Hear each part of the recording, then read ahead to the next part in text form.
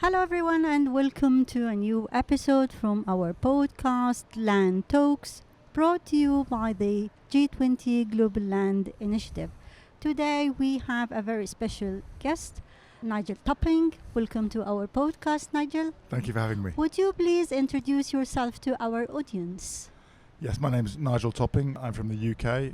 I'm one of the founders of an NGO called Ambition Loop, and I can explain a bit more about how I got here afterwards. Okay, great. Let's talk a little bit about building global climate action. Nigel, as the UN climate change high-level champion, you work to strengthen collaboration between business, governments, and other stakeholders. What are the key lessons you have learned about fostering effective partnerships to address climate change and land restoration? Well, as you say, I had that role of high-level champion. It's worth explaining to listeners Of course, please. that the role was created by a mandate of the parties to the UN Framework Convention on Climate Change as part of the Paris Agreement. So I think the first lesson I've learned is that there was real wisdom in the parties recognizing that these huge challenges of climate change, of land degradation, of biological diversity loss cannot be tackled by governments alone, that we have to take a whole of society approach. We need public and private, small scale, large scale. And so that's the first thing. We need a whole of society approach. The second thing I would say is that it's very, very helpful to have what I would call a simple architecture of action. Yes. So we have the same tracks of action that everybody agrees on. And then if we can agree the goals in the medium term, say 2030, it has a very powerful galvanizing effect, so we can get into a collaborative problem-solving mode instead of blaming everybody else for the problem. So those would be the two things. It needs a whole of society approach, and we need a clear architecture for action. That's very well explained. Thank you very much, Nigel. And let's talk a little bit about transition to a zero carbon economy. Your experience as CEO of We Mean Business highlights your work in accelerating transition to a zero carbon economy. How do you see land restoration playing a critical role in achieving this transition? And what role can business play in supporting these efforts? Yeah, I mean, the role of land is obviously it's crucial in terms of economic development and food security, but it also has a huge role in how we address the climate crisis. First of all, food and land systems are responsible for about a quarter of global greenhouse gas emissions, but we know that the solutions, about a third of the solutions could come because we could implement them much faster. The soil and plants and trees sequester carbon, so it's incredibly important. But it's also in a way more complicated than the rest of the emissions are energy and industry and transport.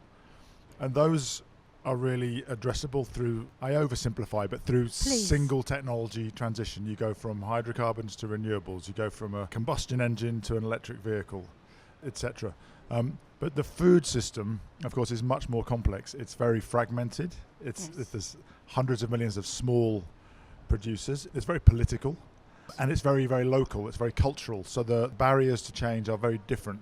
And I think that's probably one of the reasons why there's been less progress so far on that. But that's why I think land restoration and regenerative agriculture and drought and water resilience is so important, because that focus, I think, is where I see the hope for faster transformation. Okay, great. So with your extensive experience in public and private sectors, what is your vision for integrating land restoration in global climate strategies? And how can partnerships like those within the G20 Global Land Initiative drive a meaningful progress on this front?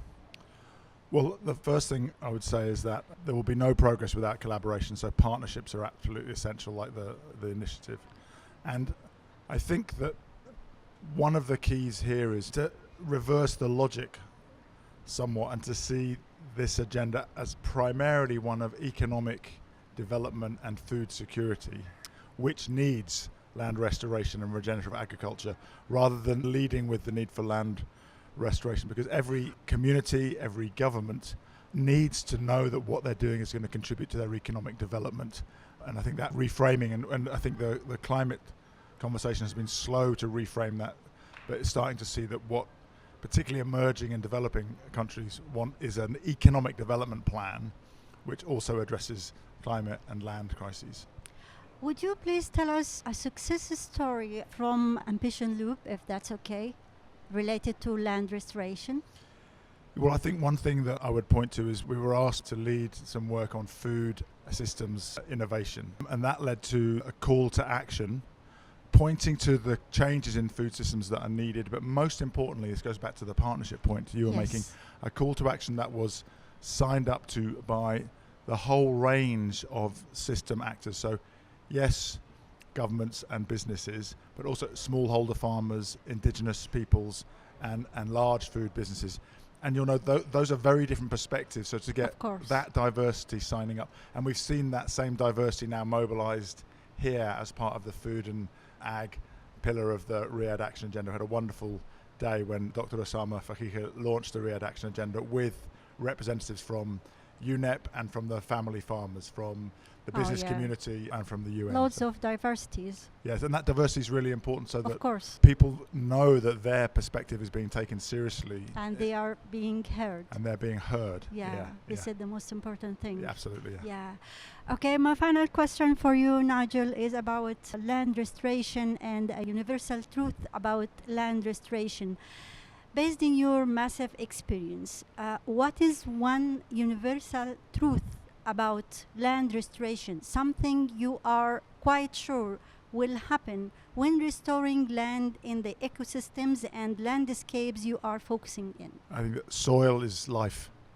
This is the second time I hear this slogan, soil is life. Yeah, I'm sure I heard it here. I mean, I've believed it for a while, but I think it encapsulates in a very important and very simple way why we're all here. Would you explain it a little bit from your own perspective? Yeah, and again, I'm not a land expert. I'm more of a collaboration expert. So I'm learning a lot here, which is one of the joys of this work. I think the figure is 95% of our food comes from the land. The rest comes from the oceans. So we very literally rely on soil and, of course, water to live from day to day. Without the products of the soil and the availability of water, then there would be no life. And of course that's true for all species. And so when we degrade soil, we're degrading life, and we're degrading the ability of life to thrive in the future for future generations of humans and non-human species. So I think in a very profound way that phrase, soil is life, sums up why we need to really pay attention to this crisis and really mobilize as partners towards these bold goals that we see.